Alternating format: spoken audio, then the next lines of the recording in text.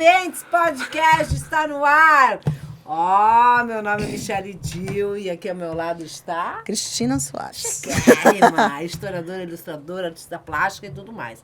Gente, o nosso entrevistado de hoje é historiador e escreveu esse livro maravilhoso, A Filha da Outra, lançado pela editora Carline Caniato. Mandar um beijo pro Ramon e pra Elaine, né? Tá sabendo tudo. Luiz Renato, muito obrigada pela sua presença aqui. Chiquérrimo. É um prazer estar aqui. Onde tem semente significa que vai germinar alguma coisa.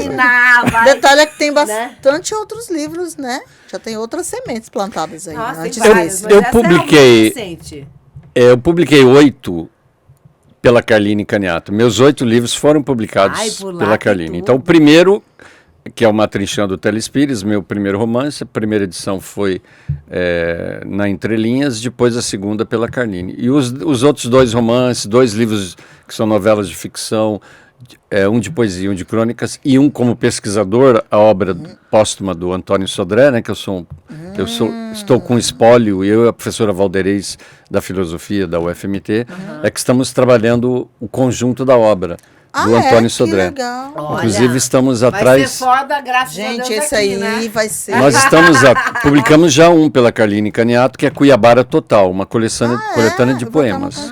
Vou até anotar também. E, inclusive, gratuito, né? Quem for procurar a editora recebe gratuitamente. Sério? Eu quero esse. Gente, Como que a gente faz? Tem que ir direto na editora. Porque eu fiquei com... Michele, consegue? Eu fiquei com uma quantia, eu e a Valderez, os meus já distribuí todos. Então, Gente, todo legal, mundo hein? que pergunta, o livro pode ser baixado direto em PDF, né? do site. Dele, O e-book, o é gratuito para quem gosta de ler, né? No computador, mas se quiser o livro físico, tem que ir ali direto na editora. É pertinho. Sim. Nossa, Michele. Michele. Missão é conseguir para nós. E agora eu estou atrás de novos saltos, né? Eu vou lançar um de poesia até o final do ano, já assinei contrato com a editora Patuá de São Paulo. Olha. Então já tenho de 2 anos para cá feito algum trabalho. Há 5 anos eu já lancei 2 livros lá na Patuá. Eles têm um barzinho chamado Patuscada. Quantos livros você tem no total?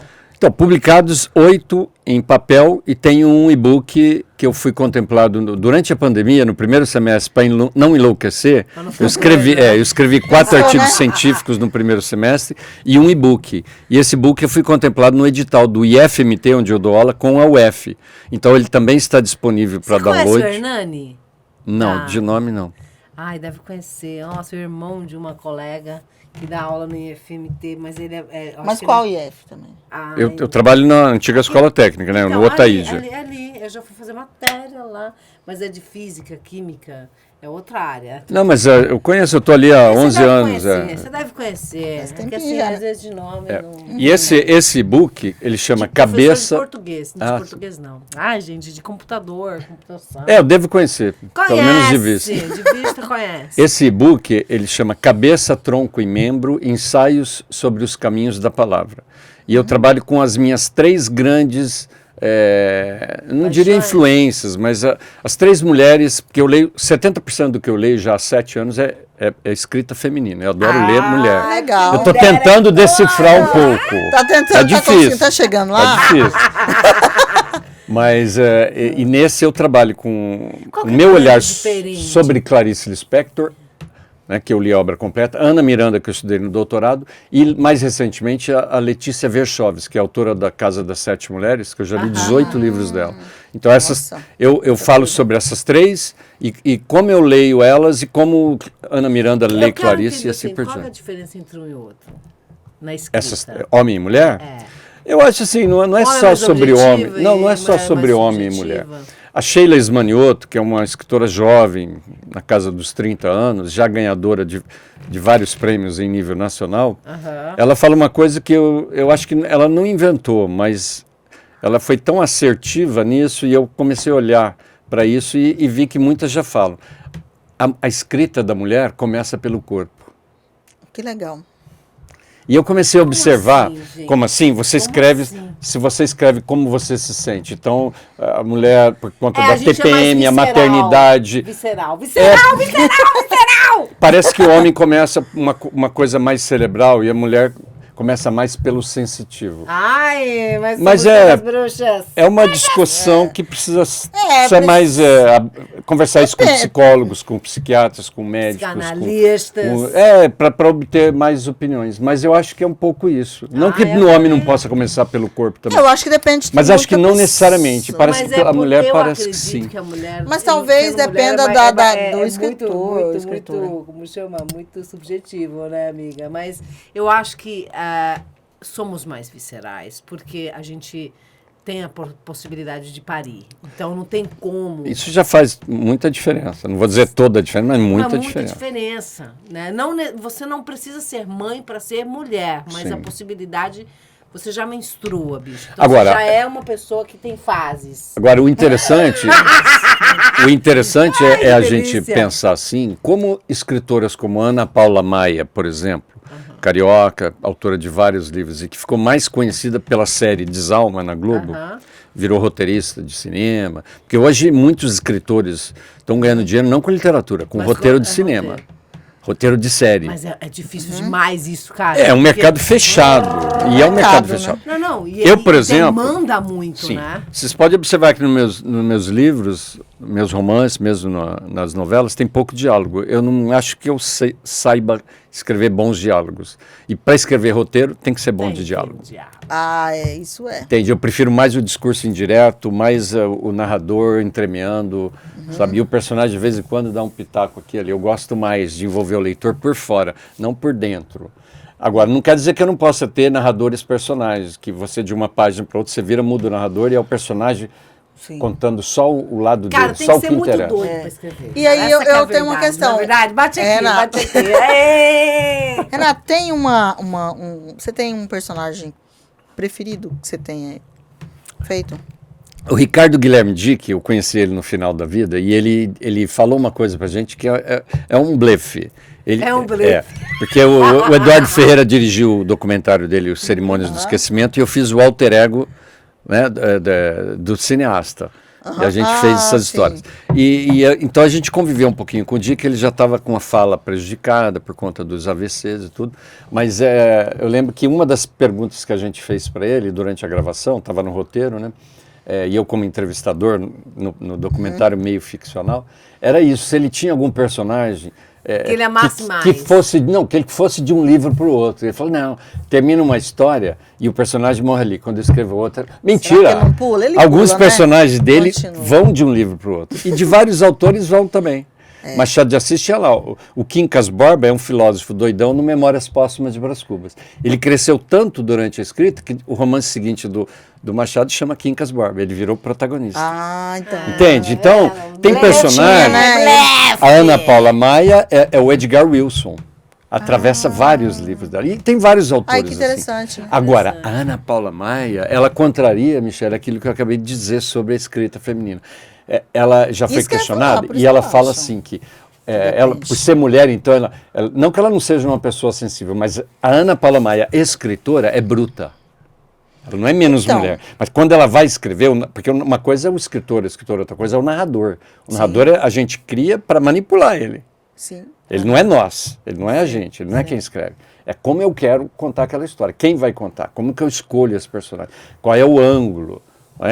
Igual vocês estavam falando muito aqui, né, agora há pouco, de racismo, disso, daquilo. Eu posso criar um narrador que seja extremamente racista. Aí você vai ler meu livro e vai falar, o cara é racista? Não, você não compreendeu, de repente, a proposta. O livro pode... Eu estou com um romance novo, inédito, que ainda não lancei, mas já terminei de escrever, que é o assassinato de uma prostituta venezuelana nas ruas de Boa Vista, Roraima. Eu fui visitar meu irmão que mora lá, que teve um AVC, há 2 anos atrás, e eu vi no bairro que ele mora, prostituição à luz do dia, meninas e moças menores de idade venezuelanas ganhando a vida ali nas ruas. Eu inventei essa ideia lá e fui escrevendo, virou outra coisa o livro. Mas o livro é narrado pelo próprio assassino. Que ele mata ela, foge, vai para uma cidade às margens do rio Tapajós, que eu me inspirei em Santarém, que eu andei por Belém, Manaus, Santarém, Novo Progresso para escrever um outro livro e peguei coisas da pesquisa e joguei nisso. Cara, eu quero viajar escrevendo. Eu ponho meus narradores, meus personagens para viajar. Eu invento viagem para os livros que eu quero escrever. Legal, né? Nossa, isso é demais. Mas você não respondeu. Qual que é o seu preferido? Existe? Dos meus? É difícil dizer até qual é o livro preferido. Porque, por exemplo, se você me perguntasse, dos seus livros, qual que você acha mais importante? A resposta para mim seria o Matrinchã do Teles Pires, que é meu primeiro romance, de 98. Porque ele já virou 2 dissertações de mestrado, mais de 10 monografias de especialização. Né? Ele abriu as portas para o meu doutorado em Rio Preto. Sua parte não falar isso, né? Aí se você perguntar assim, mas esse é o mais importante, beleza. E se você me perguntar assim, qual que é o mais difícil de ler? Eu acho que é o segundo, que é o Flor do Ingá. Que é um personagem secundário do Matrinchã, que se separa da esposa lá no início. Matrinchã é uma cidade fictícia entre Sorriso e Sinop. Sim. Durante a colonização nos anos 70. Que é sobre isso que ele trata. É o Pedro, que é um cara marxista que se casa com uma estudante de direito que vai advogar para latifundiários e ele vai trabalhar com alfabetização de colonos. Imagina a cama do casal, né? Nossa. Não dá certo um casamento desse, não tem como dar certo. E aí, o segundo é ele procurando por ela, né, no início dos anos 2000, mais de 20 anos depois, por sites de relacionamento, Alma Gêmea, Par Perfeito.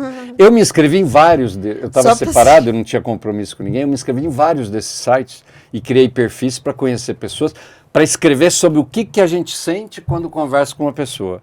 E algumas eu conheci. Dessa experiência, né? E algumas eu conheci. E quando eu conheci a pessoa, daí eu dizia para elas que aquilo era uma pesquisa. Faltou eu apanhar de alguma delas. Sério que você falava isso para a pessoa? Falei. Olha, bicho, em algum momento eu criava condição para falar, mas não quer dizer que tenha sido fácil falar e nem que tenha sido bom o resultado. Com certeza. Mas isso é um outro assunto, né?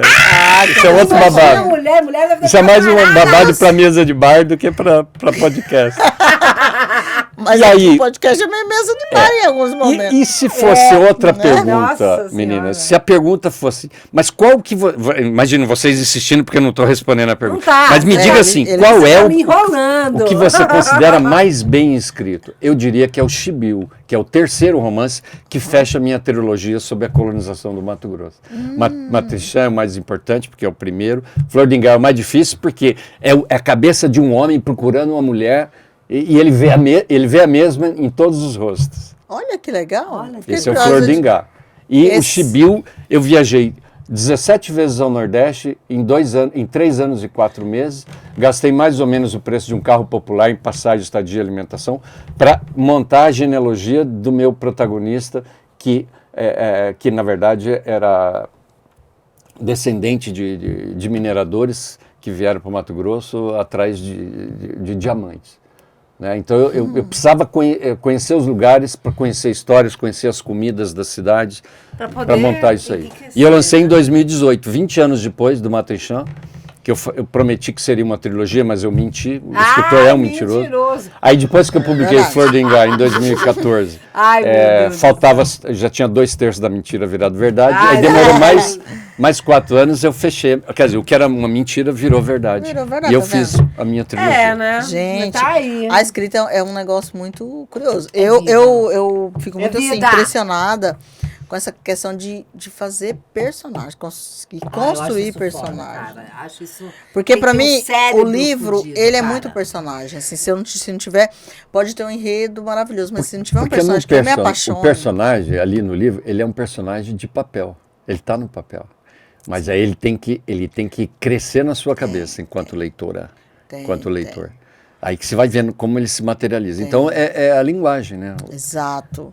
A escrita é a linguagem. Não basta querer contar uma história. Não. Você tem que criar uma linguagem. Você tem e tem que ter uma identificação. Tem que ser muito doido, cara. Eu acho isso incrível, de verdade. Não que você seja. Não que você seja, tá? Não que não seja. Não, mas eu acho que é um elogio, se você estiver falando. Eu acho assim, eu acho doido. O Ariano Suassuna dizia que eu adoro gente doida. Os doidos é que são demais. Mas é verdade. E é curioso porque você várias coisas, né? As pessoas mais ou menos, elas não deixam lembranças muito fortes. É verdade. Você não é só escritor, você é várias... Minha sogra, só é uma palavra sogra que Deus não tem, ela virava e falava assim, gente, humor não é vômito, cara, não dá. Tem que ser intenso, né? Tem que ser intenso na vida. Intensidade em tudo. Em tudo, cara, no amor. Por isso que eu gosto de café forte, sem açúcar. Sem açúcar! Sem açúcar não. Para, você vai largar o... Você não tá falando pra largar o refrigerante? Você vai largar o açúcar. Não, mas quanto que tem de açúcar no refrigerante, Michel? Não, bastante, é verdade. É mais do que no café. Não, mas tem açúcar. Não, gente, eu sou uma pessoa que eu nunca vou tomar esse café sem açúcar, sem chance. Sem chance. Eu não tomo café. Michele, se quiser que eu largue o café, eu largo. Eu só não largo café sem açúcar. Você já conseguiu ler o Gênero, Número e Grau? Porque lá na TV eu vi que você falou, eu quero ler esse livro. Porque está esgotado, né? Tá esgotado, eu vou só se você veja na editora, de repente você consegue algum exemplar. São todos lá. Aquele eu ganhei o segundo prêmio Mato Grosso no governo Pedro Táxi, lembra? Porque o Estevão de Mendonça é a continuação, mas mudou o governo, eles mudaram o nome do prêmio. Sempre muda o nome. Parece coisa de Dante e Júlio Campos, quando um não terminava as obras do outro, parece a mesma coisa, entendeu? Né? E política é um caso um caso que não quero falar. E aquele eu ganhei. Eram 2 de poesia, fui eu e a professora Divanise, da UFMT, que fomos contemplados com poesia. Divanise é outra que quero ler. Tá esgotado, vou falar com o Ramon, ei, vamos lá, samba, querido, quero vários. É verdade, Michele. Já vou falar pra me dar toda a coleção. É verdade, Michele. Pelo menos uma pra gente, aí a gente divide, vai só trocando. Ou se quiser me dar, né? Ai, tá aí, ó. Né? Tô brincando. Mas vamos lá, o que mais vocês querem saber? Quem é Luiz Renato? Quem é Luiz Renato? Luiz Renato é um artista que virou professor. Toda vez que eu investia muito em arte e me desanimava, eu acabava investindo em educação. Aí também é fácil desanimar com a educação. Aí investi em arte. Então, depois, tô brincando, gente. Em 1982, eu passei no vestibular aqui na UFMT para engenharia florestal. Fiz 1 ano e meio. Engenharia? Fiz 1 ano e meio. Não passava em cálculo 1. Não passava em cálculo 1. Aí eu olhei para a cara da professora. Cálculo é a morte. Aí eu olhei para a cara da professora, fiz um poema e nunca mais assisti aula. O poema dizia assim: assistindo aulas de cálculo, me perco em meus limites, ao ver os limites de uma função. Ora, não sei sequer a minha função, quanto mais os meus limites. Limito-me a dizer que não sei. Derivando os meus sentimentos, eu vejo que a soma das derivadas não me leva a nada. Lá vem o professor com a sua nomenclatura. Pô, de que me adianta saber da vizinhança de um ponto, se eu sequer tenho um ponto em comum com os meus vizinhos? O gráfico da minha vida não é uma reta, mas passa pela origem. E aí fui pegando só os conteúdos. Quando eu falo isso para os engenheiros de matemática, eles falam, mas então você domina o assunto. Eu falei, não. Então, o artista é um fingidor, né? Como diria Fernando Pessoa, o poeta, tão completamente, que finge até que domina aquilo que ele só sabe algumas referências. Né? Você cria uma lógica, uma conexão. Que signo você é? Gêmeos? Sou taurino. Taurino? Então foi em maio ou... 25 de abril. De abril, finalzinho de abril. Aí fui fazer história, larguei. Por causa do Cachemir Bouquet, que é o grupo que a gente teve. Eu, Eduardo Ferreira, Mauri Lobo, André Balbino, né? O Cachemir foi de qual Na tempo? Primeira fase foi de 83, 84 até 88. Aí tinha uma briga interna, porque tinha um núcleo dos poetas demais e os núcleos dos músicos que queriam transformar o Cachemir numa banda de rock. Mas os nossos shows eram performáticos. Que legal, a banda gente. tocava e a gente interpretava as músicas. Que legal. A gente fazia teatro. Mas daí subiu a cabeça deles a parte musical, daí a gente rachou, eu fui embora para o Rio de Janeiro, tinha uma paquerinha de lá, fiquei 5 anos casado. E eita! Eles pagaram a minha viagem de ida para eu buscar um compacto com 5 músicas que eles gravaram no estúdio e prensaram lá. Na época, plano real, dólar equiparado, estava muito caro fazer esse serviço. Então gravaram em São Paulo e conseguiram prensar no Rio. Mas tinha que ir lá buscar. E para mandar era muito caro. Era mais barato eles pagarem a minha passagem. Então eu falei, vocês pagam a minha passagem, eu pego o disco, mando para vocês pagam o frete aqui e eu fico lá no Rio. Fiquei 5 anos. Aí virou banda de rock. Mas daí deu uma parada, não deu certo. Voltou nos anos 2000, eu já tinha voltado para cá, eu fiquei 9 anos fora, né? Voltei em 96. Aí nós voltamos numa nova formação. Ao invés de 6 pessoas só homens, nós éramos um grupo de 10, sendo que tinha já a Fernanda Marimon, a Ana Amélia e a Rose Tequila. Já tinha 3 mulheres no grupo, 6 fixos, os de antes, e um baterista que a gente nunca conseguiu firmar um. Então, era sempre rodízio de baterista. Trabalhamos com vários aqui da cidade e de fora. E aí foi a parte mais musical. Mas daí nasceu minha filha, né, em 2002, e eu saí da banda nesse momento, porque não dava para dar aula até 11 horas da noite, ainda ensaio de madrugada e com filho pequeno. Aí eu saí. Aí durou mais um tempo, depois o Sodrezinho morreu, né? Eles fizeram um ou outro show aí numa nova roupagem, mas não decolou mais. Mas ficou uma lenda. Quem não hoje nós temos netos de amigos nossos que são fãs do Kashmir, de ouvir falar, ou ouvir um CD. Que legal, né? Você é de onde? Eu sou nascido em Maringá, Paraná. Mas sou, já não sou mais pau rodado, já sou pau fincado, né? Já bem fincado, mas meus pais... Mas ele saiu, ele voltou. Meus pais vieram em 78 para Sinop, que estava no início ainda. Desbravando tudo. E por isso uma trinchão. Eu vim, exatamente. E eu vim em 80, né? Quando meus pais já estavam vindo de Sinop para cá, porque meu pai teve problemas cardíacos, quis ser transferido para cá, a colonizadora disse que não tinha trabalho para ele, aqui saiu. Né? E daí fiquei aqui de 80 a 88. Daí em 88 eu fiquei fora até 96. Aí eu rodei, né? Morei em Porto Alegre, morei no Rio, morei em Cabo Frio. Rodadíssimo. Não tem jeito. Não tem jeito. Você veio com quantos anos para cá? Eu tinha 18, né? Em 80, eu sou de 62. Ele não tem problema, tá vendo? Não, eu tenho 61 anos, não vou nem ter cabelo branco, ó. Já tô ficando careca. Não vai nem dar tempo de ficar branco. Então... Que delícia, cara. Que papo tudo. Sua mãe é professora. Minha mãe foi professora lá Você acha que isso influenciou você? De português, sim. E minha filha, minha filha estava fazendo letras em inglês, largou, foi fazer letras libras.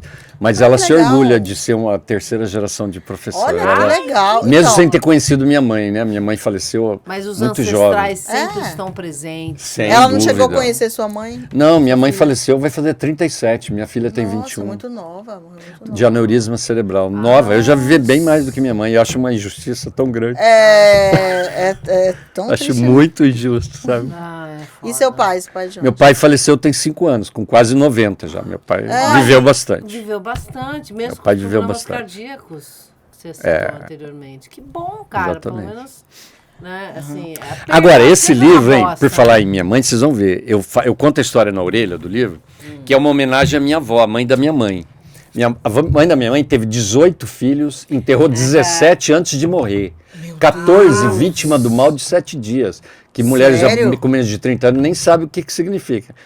Não sei se você sabe. Eu tenho mais de 30 anos. Mal de 7 dias. O que significa? Tétano neonatal. Por quê? Cortava o cordão umbilical com a mesma faca que tinha sangrado um porco, sem esterilizar. É isso que é o mal de 7 dias? Em 7 dias morria, infeccionado. Né?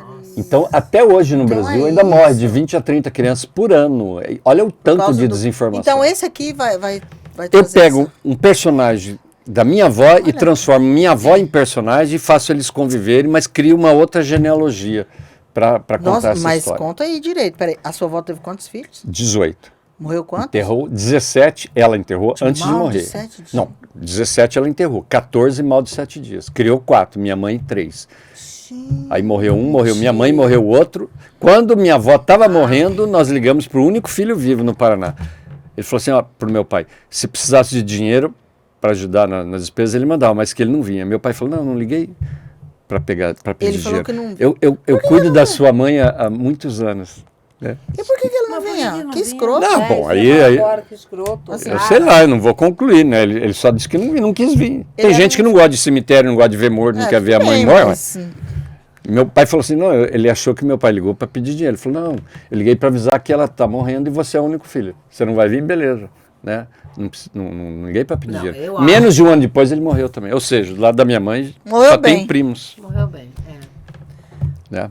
Então eu misturo isso. Só que eu desloco essa história do sul do Paraná, em Irati, na região ali do sul do Paraná, eu desloco para o sul da Bahia para aproveitar as pesquisas que eu já tinha feito na Bahia para o Chibiu.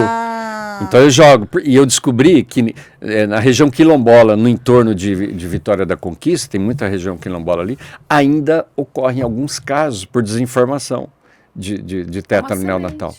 E aí eu fiquei 5 dias viajando em janeiro de 2019, férias de janeiro, eu peguei avião daqui até Vitória da Conquista, e fiquei 5 dias em cidades diferentes. 4 dias em 5 cidades do Vale do Jequitinhonha. Por quê? É uma das regiões mais pobres do Brasil. E eu descobri nas minhas pesquisas pelo YouTube, também vendo vários vídeos, que naquele trecho da BR-116, entre Pedra Azul, cidade do Paulinho Pedra Azul, e Vitória da Conquista, na divisa da Bahia, é uma das regiões em que tem maior tráfico, aliás, maior prostituição de meninas menores de idade com caminhoneiros, em postos de gasolina da beira da estrada. Coloca, né? A própria família. Então isso vai espelhar, a hora que você estiver lendo o livro, você vai entender que eu tirei isso de lá. Nossa, gente, nós temos interessante. 7 minutos pra gente finalizar. E eu gostaria... Nós 5. Luiz, são 5, né? Eu quis roubar mais 2, mas não vai rolar, né? Sim. Não vai. Para você fechar, qual que seria a mensagem? Que nosso podcast é para enaltecer as pessoas, abrir a mente, semear. A gente não sabe onde vai chegar, mas pelo menos... eu acho que uma professora minha virou para mim e falou que o professor tem essa função social de semear, de botar alguma coisa ali que faz com que a pessoa queira mais e chegue lá. Porque se você for persistente, se você entrar naquelas brechas, se for safo, né, no bom sentido, obviamente, você chega lá. Qual que seria a sua semente? Olha, eu acho que a pandemia foi um grande aprendizado para todos. Nem todos estão percebendo como foi uma escola. Foi.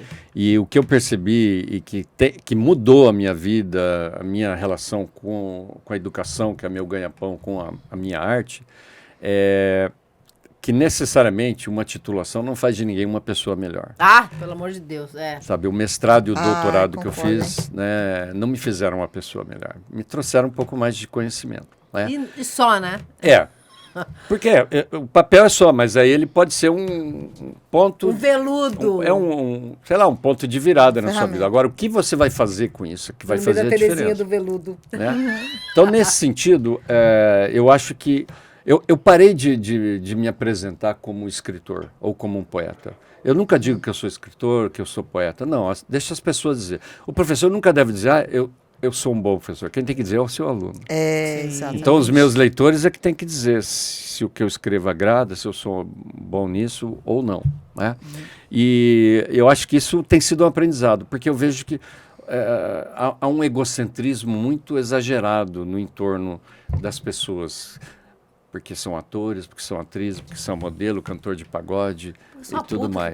Então, eu passei a dizer que eu sou um professor que escreve e publica livros. Que legal. Mas em mim tem um pesquisador, tem um escritor e tem um professor. E tem um artista. Mas então, quem banca eles é o professor concursado. Nossa, o escritor normalmente dá prejuízo, o pesquisador não ganha nada. Então, é o meu salário de professor concursado que me faz viajar, né, que leva o corpo, o olhar do escritor para ele produzir coisas que eu não sei onde vão dar. Não sei se vão vingar esses livros, né? E eu queria só para encerrar dizer, né, que imagino que sementes esteja semeando aí por todos os lugares. Agora, no mês de setembro, eu vou fazer algumas atividades em Rondonópolis, que eu estou abrindo uma nova frente. Tem uma amiga professora lá, a professora Ilse, que está fazendo uma divulgação, insistindo para que eu vá lá, né? E eu estarei nas aulas do professor Isaac Newton, na Unemat, na última semana de setembro, no dia 28 e 29. No dia 29 vou participar da Semana de Letras da Universidade Federal de Rondonópolis. E no dia 6 de outubro, no IFMT de Rondonópolis também. Então, sempre que eu posso, estou visitando os campos do Instituto, em todos os lugares. Me ofereço para fazer atividades. Qual é o seu Instagram? Só para a gente finalizar.